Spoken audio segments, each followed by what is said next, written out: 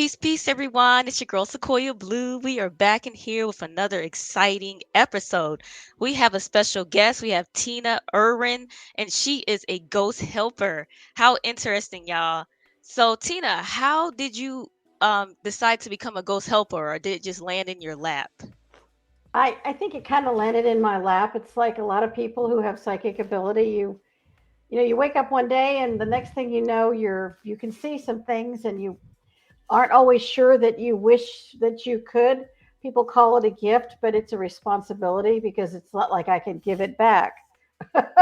So Yeah. I, as a little kid, I could see my cat was hit by a car and I could see her ghost. And then as years went by, I began to see more things. And when I met my husband, it's like everything ramped up. And I met him my very first day in the Navy at my first duty station. So it was, and he's, I mean, 49 years later, we're still married. Isn't that amazing? Wow. Yes, that is. So, That's that's very rare to find yeah, nowadays. So many divorces are popping up everywhere. I know it's tough to be married to a psychic too. It's a little Mm. strange. So, anyway, we lived in Italy. We had a lot of ghost issues there. But when we moved to Charleston, South Carolina, that's when everything seemed to just go nuts.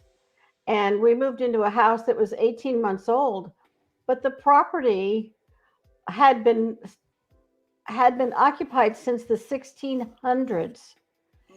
on the Ashley River. So you had generations of people who lived and died there.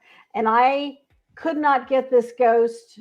He when we looked at the house, it wasn't. I didn't sense anything. And then after I moved in, because my husband went to navigator school, I thought madness would set in. This ghost just drove me stark raving mad. And I didn't know how to cross over the debt. I had to learn that. So I started studying death. I went to the Duke University School of Parapsychology and said, "How do I do this?" And they said, "We don't know. If you figure it out, let us know."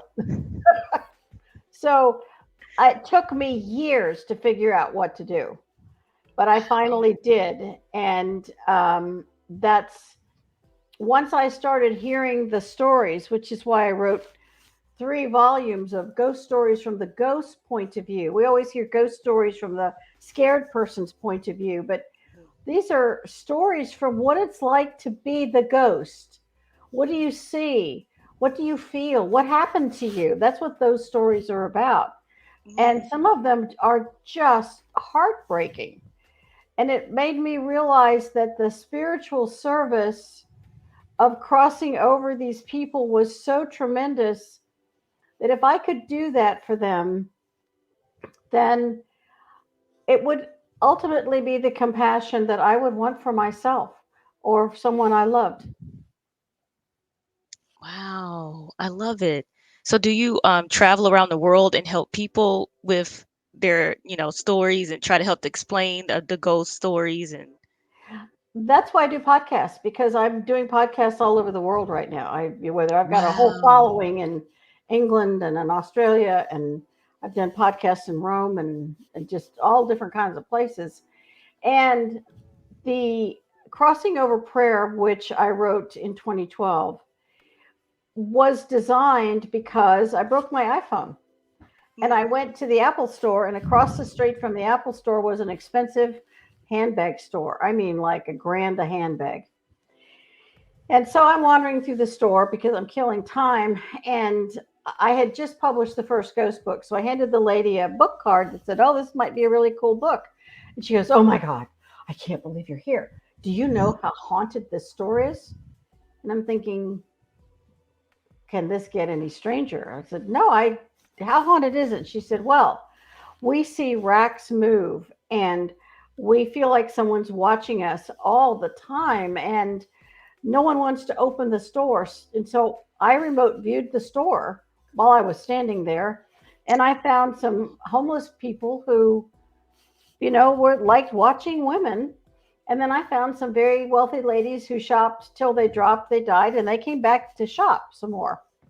So Wow. Wow. That is so interesting. so I crossed all of them over. Wow. And then the lady said, "Let me," and I said, "Tell me how it is." I gave her my card, and she called me a couple days later, and she said, "You know, we have more of them." And I said, "You know what? It's about time that I wrote a prayer that anyone anywhere in the world can use." And I sat down, and let's just say I had a little help from the other side, and I wrote the crossing over prayer. And this prayer is designed to be used by anyone anywhere in the world. It doesn't matter what your faith is.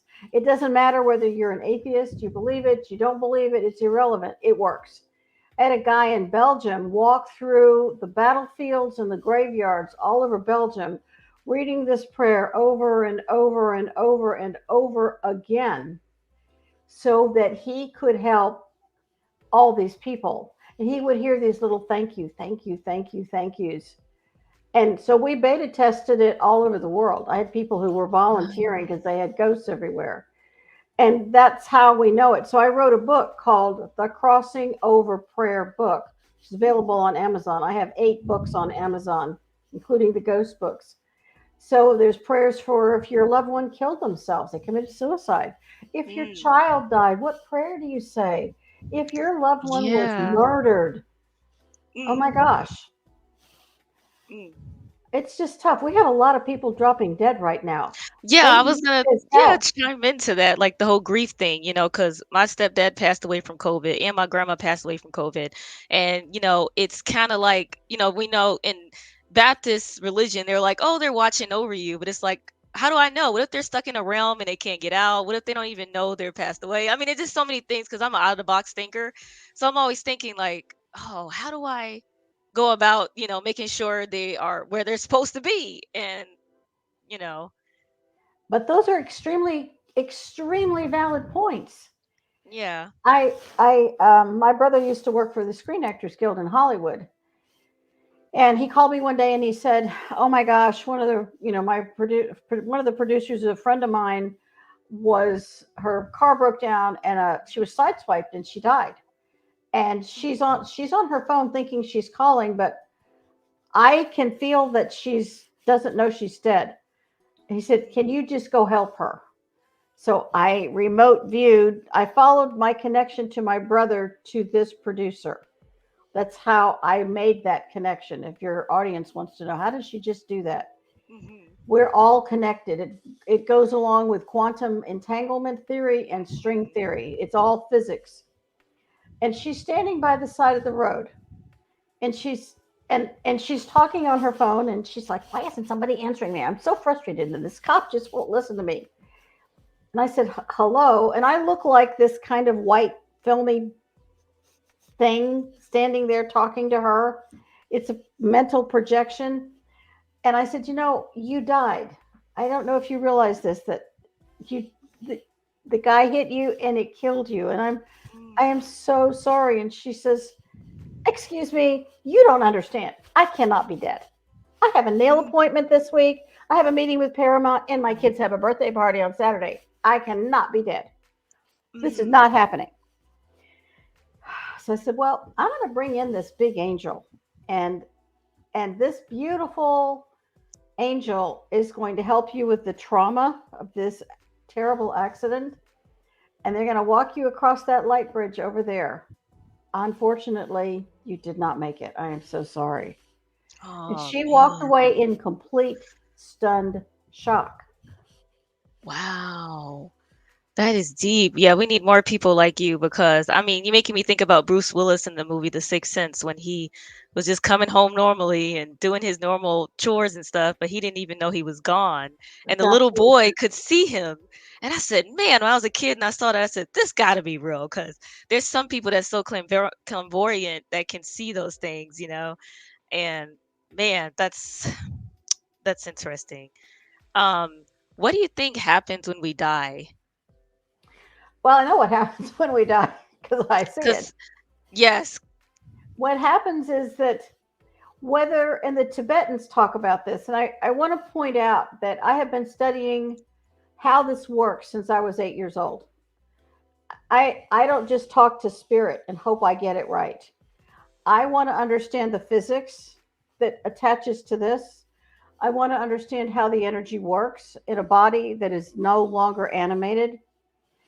And what happens when you die is very, very specific. It's not unlike what happens when you're born. Energy has to enter the womb and it begins to animate a form, which is an embryo, and then it becomes a person. When you die, what happens is that you find that the vital heat begins to leave the body. It's like shutting your computer down. All these little processes have to happen. And one of the very last things that shuts down is your heart. It just it's the job of your subconscious to keep you alive. And your heart is just usually just going to go at it. Now, this happens whether you die instantly or you have a long protracted death. And as the body system shut down, you go into a coma. And Mhm. once that happens, you begin to separate more and more and more, but you're still attached by what's called the silver cord. You may have heard of that. It's Mhm. what attaches the soul to the body. That's that connection. And Mhm. once you have that connection, you are alive. But when it's cut, you can't go back in the body. You're done. It's over. Yeah. And then you leave the body, and there's so many amazing iPhone photographs. There's a very famous one of a guy at a motorcycle accident scene, and he's filming the scene, and he sees the soul leave the body. Guy Mm. died at the site, and I'm sure someone can find that on the web, which is very accurate. And you separate, and sometimes you see your body. Sometimes it's like the soul is in denial. You don't see your body. And every person's death experience is as different as their life experience. You are absolutely right about that. You're Mhm. 100% correct about that. And because of that, the soul leaves the body, and no one teaches people what to do when they die. It's going Yeah. to happen to all of us. What if we Mhm. weren't afraid of it? I mean, people like you do a huge spiritual service for everyone by making this information available. I'm just a messenger. Yep. Yeah, I totally agree. And that's why I started saying I wanted to talk more about things like this. I talked about shape shifting recently and a few weeks ago and astral projection and stuff like that because these things need to be talked about, because some people are tapping into astral planing and different things like that. And I think it's not something to not be scared of, is to just be knowledgeable of. Well, you do have to be aware there's some very dark things on the other side.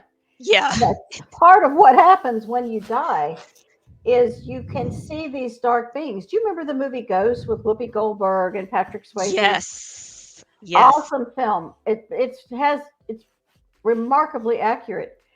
He's running after this his murderer. He doesn't realize he died. The vital heat's leaving. And Mhm. there's this sense of horror which happens with murder victims. They see Mhm. what happened to them. And I don't mean to upset someone by that, but that's just the reality of it. Mm. And they look around, and most of the time a light comes for them unless they're really, really, really dark. Like the murderer is pretty dark. So you have these Yeah. dark beings that come for them. I also cross over the murderer.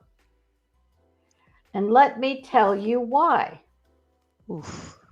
Because I had a client in upper state New York, and she's a woman who had very little means. She wanted to hire me to clear her house because her father was a convicted, executed murderer. He was a serial killer. Oof.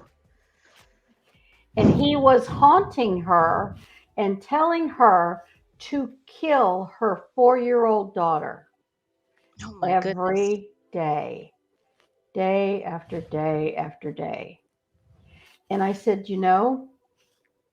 I can do that for you. I can do it just as a service. I mean, you don't have a lot of means. What if you could do it yourself and you could take your power back from this evil man? Biology doesn't always make a family, and some family members do horrific things. It Mhm. doesn't make all the family bad. It just means that they did a bad thing. And so I said, use the crossing over prayer. And this is how I want you to say it. Say it with authority in your voice. Say it over and over and over. Well, there was another element to this story. Her 4-year-old was also very psychic. She could hear Mm. this man saying to her mother that she could hear her grandfather directing her mother to kill her. Oh my This goodness. child could hear this every day. So the child's present as she's saying the prayer. And she's saying this prayer over and over and over and over. And all of a sudden, her daughter says, Mommy, the bad man is gone now. Thank you, Mommy. Wow. That is a man. And I wanted her to take her power back from this man who has probably been cruel to her life after life after life. Doesn't matter to me. It was a big Yeah. deal for her. She protected her daughter. So if you cross over the murderer, he isn't haunting weak souls in life. She was a Mm. much stronger woman than she gave herself credit for. Wow, that's amazing. Do you believe that bad spirits can jump into people and the person doesn't know that that bad spirit is in them? A ghost can inhabit, you can have up to 60 ghosts in your body. Oof. 60. And how can that happen? I'm so glad you asked. That can happen because if you drink, alcohol drops your shields. Your Oh. immune system is is your spiritual force field. Love, connection to God, spiritual force field.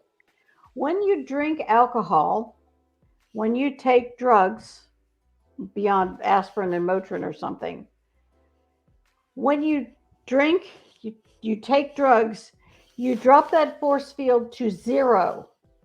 And any of these intelligences can be a black magician, it can be a lower realm intelligence, it can be a ghost. You can have at least those three kinds of beings walk into a human body. This is why the person blacks out. Something steps in, takes over, and they are urging you to drink so you'll drop your force field.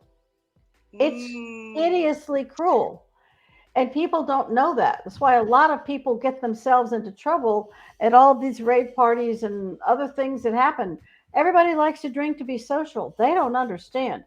Now, you might wonder, how would you know this is true? Why should we believe this woman, right? Mm.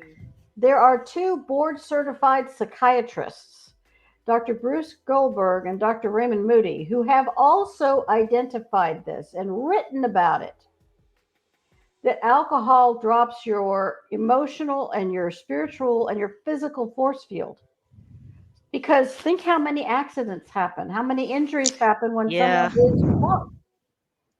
It Mhm. may taste good, put it in a cake, but don't, if you're drinking heavily, you are leaving yourself open for some terrible things to happen. Wow. I think that's why it's called Wine and Spirits. Because someone Yes. was mentioning that on a Tumblr blog and they were talking about that. And I said, man, I like to indulge in wine every now and then, but it makes me think like, oh man, I don't know what I'm opening up myself to, but don't It's drink I try not to drink it as much. cutting it back is probably a really good idea. Yeah. Yeah, because because I can feel energies and stuff. Like I'm someone that's more of like an empath, or I can feel something about someone, or I could feel if something's in the room, and if like a ghost or like our energy or something's in the room and no one's there. Like I could feel stuff, but and that's when some people get the like this, because you like, oh, it's not always just like a shiver. It's like you feel like something else is in there, you know and especially with my dogs, they definitely know. They So, do know. They absolutely see it. There was a story a friend of mine told me. She had this adorable kitten, and she watched her cat, and her cat is playing and playing with another cat, but she can't see the cat. It's a ghost cat.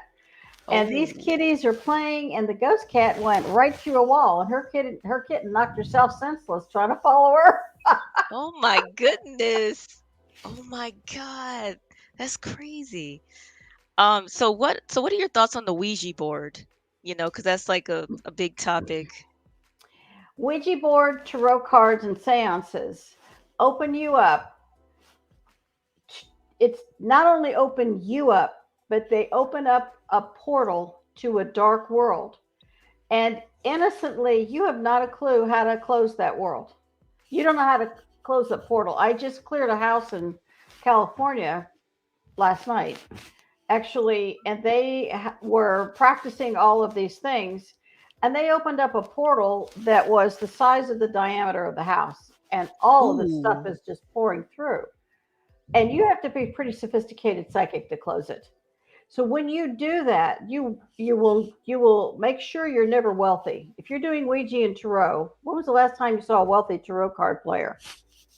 Usually never happens. And you have to remember, you should be asking me, why is it so bad? How does it Mm-hmm. work? Because there are manipulators on the other side of the veil. We call them the puppet masters. And once you open the door, it's like opening your door to Folsom Prison or Alcatraz. Mm. They can walk right in. And a tarot card reader feels very powerful that she can read the cards and she does the Celtic scenting. They're telling her what to say because she's connected, but she doesn't pay them. She Mm. doesn't exchange energy equally. She just takes from them, and they take from her whenever they want. Her health, her Mm. relationships, her money. Mm. She'll have a flat tire, all her appliances break down, her spouse could be chronically sick. I had a woman who had 50 tarot card decks, and everybody keeps them by their bed or Mm. in their nightstand, or several people keep them in their underwear drawer. Ugh. Wow. So it's like, if you could think of the dirtiest, slimiest, creepiest, most horrible thing, that's tarot cards. And there's one deck that's written by one of the most notorious black magicians who will not be named. And you just about guaranteed that your life will go to hell overnight. Dang. I didn't think about it like that, and I have tarot cards. Well, here's It's what like, you do. If you have tarot cards, wrap them in aluminum foil, shiny side in, because the aluminum foil acts like a mirror. mm. I had a lady in La Jolla who was chronically sick. It's just chronic sickness. Mm. No Mm. doctor could cure her. And she called me. It's like, I don't have any degrees on the wall, but I'll see what I can do. She said, maybe it's my house. I said, oh, by the way, do you have any tarot cards? And she said, I have a couple of decks. And I said, what's a couple of decks? She said, I have 20 decks. And and I said, well, she said, I don't want to get rid of them. And I said, then I won't help you because it's worthless. I can't Mm. take your money. If you're not going to do the one thing that's going to make the biggest difference, there's nothing I can do. Don't pay me. She Mhm. said, all right. I said, do an experiment. Put all those, get a cardboard box, line it with aluminum foil, shiny side in. And I challenge any listener to do this. Take all your tarot cards and put them in that box and just dump tons of salt on it. And then seal the box with aluminum foil that's also shiny side facing the box and tape it all up. Put it in your garage. And then Mm. wait a week. And her husband wanted to just pitch the box. I said, no, no, no, just wait. She waited a Mm. week, and the stench that came from the box was so horrific. But that wasn't the big deal. Her illness cleared up overnight. She could get out of bed. She could take her kids to school. She could cook. She wasn't brain fogged. She could think again. And they were moving, Wow. and she found another 5 decks. And her husband raced to the dumpster. It's better Oh. if you tear every card in half because it breaks the magic. But he Wow. was in a hurry because he got his wife back. He got the love of Oh, his life back. The yeah. children got their mom back, all because of some brightly decorated cards that are full of evil. Wow. I never thought of it like that. This is good information though, because it's definitely making me think more about what I'm doing, and hopefully others can think more on this. Um, and what do you think about altars? Like, how some people believe that if they have an altar and they feed their ancestors, that they're getting something, like they're gonna manifest things at a faster pace. Do you believe in altars? No. Mm. I mean, if that makes somebody happy, I mean, that's Yeah. fine. But if you're holding on to your relatives, you're not helping them. It's called attachment. I mean, Okay. and I'm sorry. I guess I'm pretty blunt, but It's okay. No, this is raw and unfiltered. if you have an altar, and I see this, I've been all over Singapore, and everybody has an altar. It's a very important thing to a lot of cultures. And I'm not here to say you should or shouldn't do it. In the Christian world, we have altars in church. People don't usually have altars in their home. But a lot of people love this, and it enables them to remember the person who died and to love them. And that's fine if you don't hold on to them. A lot of people know that their relative is with them and they won't let them go. I was in Rio de Janeiro a couple of years ago, and I was in a jewelry store looking to buy amethysts because I love jewelry. I mean, girlfriend, who doesn't, right? I love Oh my jewelry. gosh, the stones in Brazil. And and I'm sitting there and I get this bad feeling and I can see these three people standing behind the owner. And I said, "Guys, did you recently have somebody die?" And they said, "No." And I said, "Are you sure you don't have someone near you?" And my husband just did this, like, "Oh no, here we go." And they said, "Well, it's my parents." And I said, "Have you considered letting them cross over?" And the owner looked at me and she said, "Yes, I thought about it, but I like them with me. I am never releasing them. They are going to stay with me." Okay. And she went out of the room to get me these gorgeous bundles of amethysts that I could look at. And the, the, her parents said, "You have to convince her to let us go." And I said, "I can't do that. That's not my job. If you walk out on the street, I can cross you over. As long as you're in her store and her property, there's nothing I can do." I made the suggestion. The door's closed now. There's nothing I can do. If you want to Wow. call an angel and you see the light, ask for help. But I have to respect this woman's property. I can't just Yeah. do that. Yeah, it's kind of hard to just be like, okay, get rid of that. Don't, yeah, that's true. Yeah, because it's a lot of people I met in LA, especially had altars and stuff. And it was interesting. I never told anybody what to do or anything like that. But I thought, I'm always somebody that's curious, want to know what took them down that road. Why do you want to do that? And they all had their reasons. So I was like, I just let them be, you Yeah. know, that's all we could do.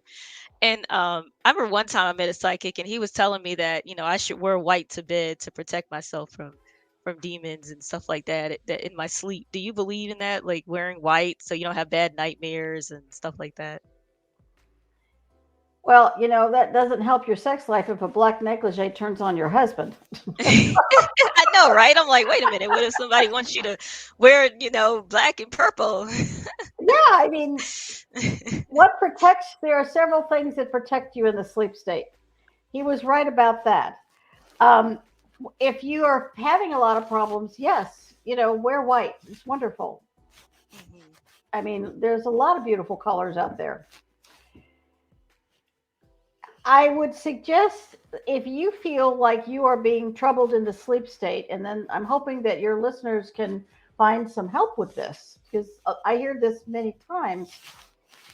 Multiple things you can do. Put salt under your bed.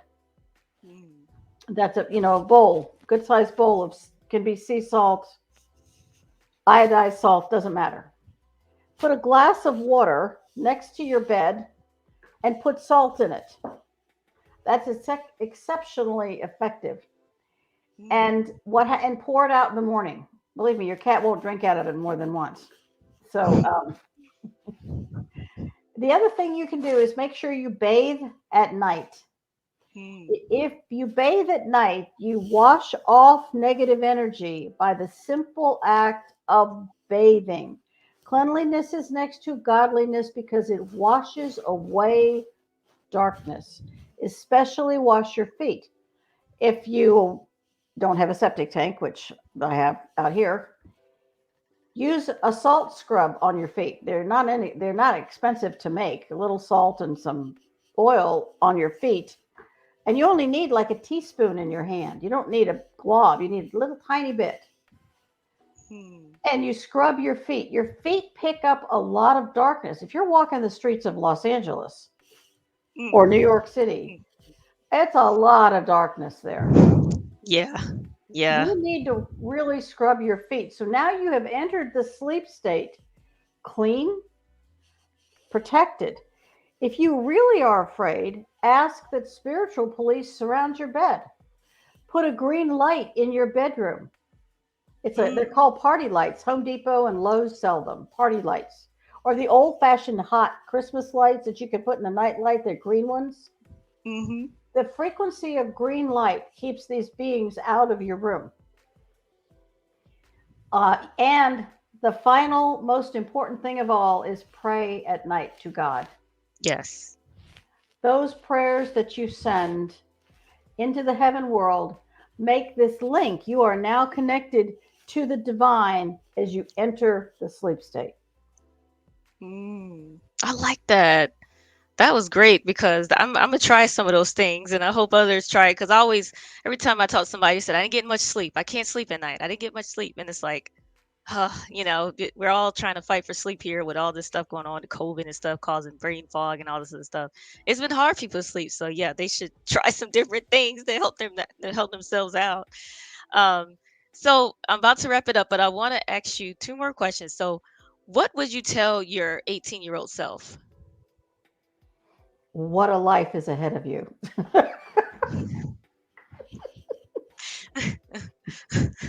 I love it. I love It's it. a great life. You're going to have a blast. It's going to be really hard some days, really, really hard, but you're going to have an amazing life, truly amazing life. Wow. And yeah, your life is very interesting from being in the Navy, becoming a commander, then becoming a ghost helper. I mean, that's amazing. I love it because nothing's mutually exclusive. You can be two things at the same time, or you can change up things. I mean, I just love that.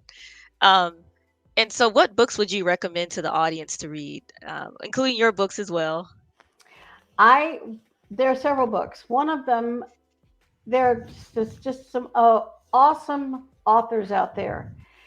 Everything is frequency. And David Hawkins wrote a book called Power versus Force. Mm, Power versus Force by David Hawkins. It discusses frequency. And the higher your frequency, the less likely you are to be sick, the less likely your car and your appliances will break down, the better your relationship, the happier your life. It's all a math problem.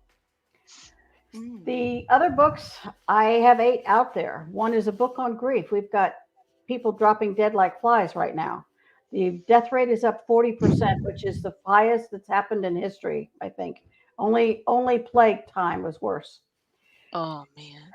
And we lost half the population of Europe during plague. So I Mm, have The Lightworker's Guide to Healing Grief. I have several books on karma. Because if you understand how your actions translate into the future, you would do things differently because you are thinking about it. The mm, ghost story books, understand how different each ghost is. Ghost stories from the ghost's point of view, volumes 1, 2, and 3. I have the Lightworker's Guide to Everyday Karma, but I also have the Crossing Over Prayer book, 88 prayers to help the living and the dead. And mm. you can find these books on ghosthelpers.com. They're all over, they're on Amazon. They're on audiobooks. Not all of them are audiobooks. I'm still working on that, but I have a lot out there. I have 5 of them on audio. Oh, that's so cool. Yeah, a lot of people are now listening to books in their car and stuff. I know I use Audible all the time religiously, so Oh, they're great. that's Oh, the super ghost cool. story books are great on Audible. Yes, like I mean, I just could listen to it, and I just like it, 'cause especially sometimes you don't feel like reading, your eyes hurt and stuff. Especially me working on a computer all day, I love it. Yeah. What's a saying or quote that you go by? The compassion you use to help others, living or dead, is the compassion you want for yourself. And there you have it. I love it. I love it. Thanks everyone for tuning in. Please check out her website. I'm adding the show notes as well. And I want to thank everybody for coming on here and listening with an open mind, open heart. And subscribe, like, share. And also, if you're dating out here, check out Dating Assassins card games. Go to datingassassins.com. Get your deck today. Thanks, everyone, and be easy.